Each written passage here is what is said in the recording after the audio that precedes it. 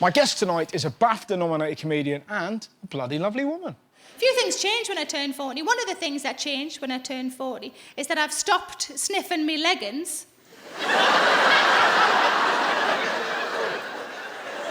I used to sniff them to see if I could get another day out of them.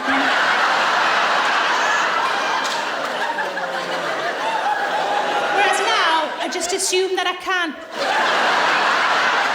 Please welcome Sarah Millican.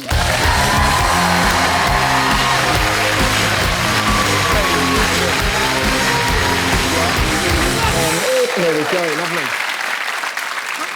Thanks for coming on the show. I love your slippers, can I say that? They're not slippers. Well, they... OK. Are they slippers like Nana slippers? Are they slippers like I'm a princess? Like ruby slippers, like glass slippers? They're sort of Princess Nana slippers. Oh my God, that's the title of my next tour. It's not. Princess... No, but I like it. But it's like, it's sort of suggestive auntie. Do you know what I mean? It has that kind of fun dinner lady look. I'm like a fun dinner lady. Yeah, if I saw a dinner lady kind of wandering up with those shoes, I'd be like, we're going to have some really good tea today. I wasn't sure what you were going to say. You're going to have some really good tea. Oh, OK. Oh, no, what I should have said is, how are you? That's normally how... I feel like a fun dinner lady. Yes. Well, I hope this goes well, because I was reading your book and you had an awkward blind date with a bloke with a lazy eye. So I feel like this could be horrendous. No, it wasn't a blind date. I don't know if it was a date. Did you ever have those where you don't know if it was a date or not? I've never been on a date.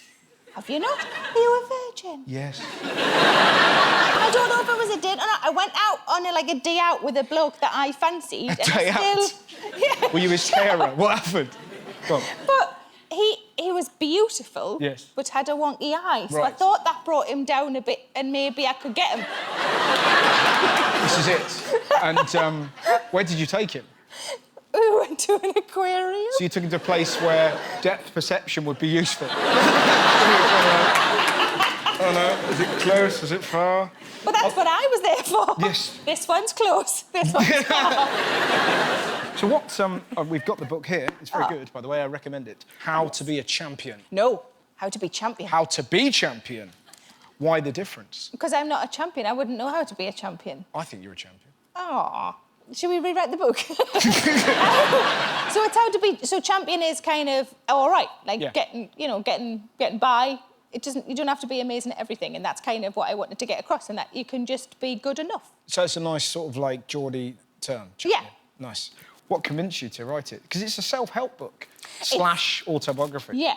So there's something really arrogant about writing an autobiography, I think. There's something really like, well, I guess you all want to know about me. Yes. So I thought, well, to square the circle, I'll make it a bit more meatier, a bit more helpful. Yes. And because I'm quite practical, so if something happens to me, to get through it, I'll try various different things. I like to help myself, I like to be proactive. And I thought, well, maybe some of the things that have helped me might help other people. And I have kind of dished out advice to friends, especially because I was the go-to, because I got divorced before I started doing stand-up. I used to be like the go-to person. If you were getting divorced, people were like, what do I do? And I'm like, I'm not an expert. No, it's the weird thing of like, you're such a success story for people who get divorced. In a kind of a, particularly, you know what I mean, in stand-up, it's like, so I'm having trouble, Sarah, fix it. So did you find that with like loads of... Yeah, and I would get like stand-up sort of texting going, it's not going well with my relationship, and I'm like, OK. And they're like, what do I do? And so some of the tips I gave, like one of my favourite tips is you change your ex-partner's name in your phone to a swear word, so that so I changed mine to the arse, so it would come up like text from the arse, or the arse is calling. And one of my friends has changed hers to DNR, do not resuscitate. Wow. that is a clue that a relationship is done, isn't it? Yeah. There's some serious stuff in there as well. Yes. So one of my favourite tips is, if you think it might help you, see a counsellor. But I think I've never spoken before about seeing a counsellor before and about suffering from anxiety and occasional depression. And so I did a whole chapter about counselling and what I'd had counselling for and how helpful I found it. So that was one of the tips. And there are light-hearted tips as well, but I just wanted to kind of help a little bit, if I could. We were talking about loneliness earlier, and there's a beautiful thing in your book that you do at Christmas. Yeah. Which is just the best. How long have you been doing that? Well, explain what it is. So this is the 7th year that we've done it, this Christmas coming up, and it's a thing we do on Christmas Day on Twitter, and it's called Join In, and it's a hashtag that we use in order to bring together people who are on their own and don't want to be. I understand, I always get snippy messages from people who are like, I actually like being on my own on Christmas Day, and you're like, well, that's great for you. And I think those people are winning Christmas because they're just wandering around in their pants with cheese in their hand all day.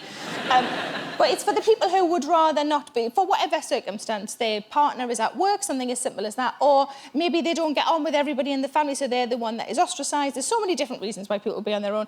And we just have a conversation on Twitter. So when I get up, I sort of set the rules out and let everybody know what we're doing. And then after I retweet like Billy-O and get everybody joining in. And then after a while, they're all having conversations without me. Oh, that's nice. And that's when I kind of pull back and go, hi, family. Sorry, everybody. Because my family are very understanding that I am on Twitter for most of Christmas Day. Are you? But I clearly can never not do it now because it's so lovely. And people from about September send me messages on Twitter saying, are you doing joining this year?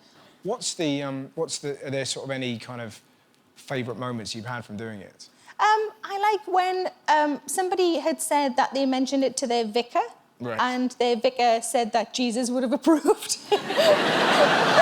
Mate, you have to have that as a quote on one of your posters, don't you? Sarah Millican, Jesus would have approved. Oh, I don't think he would approve of me, just of this. But I think it's a thing, as stand-ups, we are alone a lot, and you're often on trains or in the car and driving home from a gig, so it's something that we can identify with, especially. And it's so nice just to see people chatting. And also, because you don't have to have people around, because they're just on your phone or on your iPhone, iPad or whatever, you don't have to be clothed or, you know, like, you don't have to hoover, you don't have to get nibbles in, unless they're for you. So, it's win, win, win, win, win, win. It's perfect.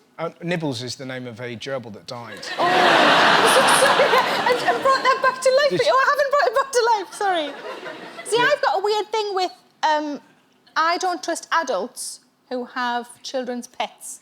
Yes, that makes... So, you know, think about it. No, yeah. So if somebody's got kids and they've got gerbils, you go, fair enough. Yeah. But a 40-year-old man who's got a hamster, that's not right, is it? Yeah. That is, definitely. And if they let them wheel around, have you ever seen that? Oh, no, When they're all like, and they're kind of going around the house, go, oh, look at Barry, he's having a good day. Barry? And it's just like... I really hope it was called Barry. Who doesn't live in a world where you see like one of those little fellas going around and just when they're just... A friend of mine did exactly that. Went in his friend's house who had kids, and there was always like crap in the hallway, just like footballs and stuff, and just went, oh, that was in his way, and properly booted it, and it's just a hamster doing that. Yeah, exactly, having a smashing time. And do you, because I haven't seen your recent show, but it was a lot of your stuff is always very personal. Do you talk about the news much these days? Do you keep abreast? Or is it that thing of... I keep two. OK. But do you know what I mean? Like, are you... I dip in and out, let's call it that. What do you make, talking of which, what do you make of of this week's events with Trump? Did you see that? I just think on Twitter, why isn't anybody trained him how to be on Twitter? Why doesn't he know that you've got to be really careful what you retweet? Yes. Because I look at The Rock, the account of The Rock on Twitter too much. Dwayne Johnson? Yeah. Too often. Yeah. And if I retweeted him every time I looked at him, people would think I was some kind of crazy fan. I am. My one sex dream was about The Rock. Really? My one sex dream. What? Tell me through that. What was he cooking? How does it start? He gave me some kittens. Wow. So it's a big start, so he rocks up, you want these kittens? And you're like... Yeah. Yep. Yeah. What was he doing? You were going to do an impression of me. That I was, yeah. Was it also... kittens and knees? Is it also your Queen impression? It's very similar, yeah. So he rocks up with kittens. Yeah. And then I woke up. That was it? Yeah. Yeah. I like to think there was more, but I have a 42-year-old bladder, so I woke up. Now, you know when you get back to it and you try and get back into the thing? Nice. Come on, the rockin' kittens. Can you get back in? You're big into cats, aren't you? Yeah. I've got a dog now, though. Have you? Yeah, I've got a dog now. Nice to join the proper group. Are... Pointless? Oh! No, they're lovely, but they do go upstairs and sort of play their tapes like teenagers. Yeah. The dog lies across here and just lies like a... I was going to say like a merkin, that sounds bad.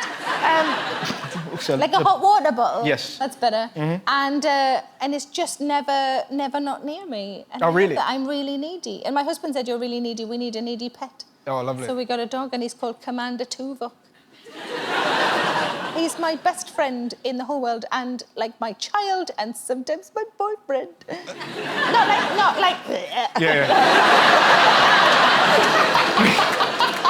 It's fine, no one's judging. He comes up, like, in the morning, for the last half hour while we're sort of waking up, and he puts his paws on the side of the bed and taps the side of the bed, and I wake up, and then I go on, and he jumps on, and he either gets in between me and my husband, or he little spoons me. This is so sweet, apart from one morning when I fell back asleep and I woke up and he was growling, and I didn't know why. It's because one of my boobs had landed on his head. But it's a lovely way of waking up, though, isn't it? Just like, under a boob. Yeah. Exactly. But maybe that was his rock dream. Like that. Like, oh, the comedian Sarah Millican boobed me awake. Happy growl. Oh, that was mad. What's next? What's next? I'm going on tour. Nice. Yeah, I love being on tour. Do you love being on tour? Yeah. Yeah, Nice. I love it. Are you doing? Is it England, or are you going around the world? It's UK and then hopefully a bit of Australia, New Zealand. Sweet. It's a bit like a holiday at the end of a tour, you know. What's the tour called? The tour is called Control Enthusiast because I don't like the term control freak. Or, as my friend pointed out, now you're controlling your insults, which I am. There you go. Ladies and gentlemen, I really enjoyed that. The wonderful Sarah Millican!